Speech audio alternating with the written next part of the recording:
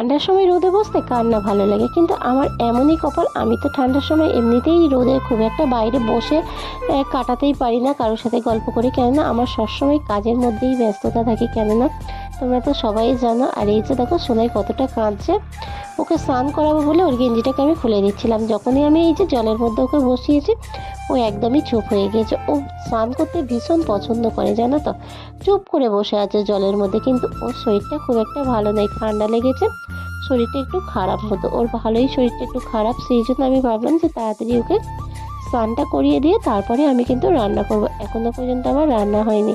এখন কটা বাজে জানো? এখন বাজে হচ্ছে 11:30 বাজে।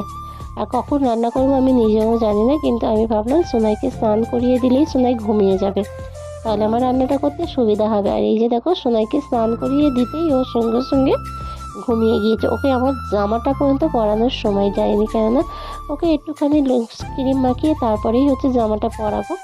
সেই জন্য হচ্ছে ওই যে দেখো ওর কপালে কত মশা কামড়িয়েছে কালকে রাতের বেলা। এই যে মায়ের ঘরে লিকুইডটা শেষ হয়ে গিয়েছিল,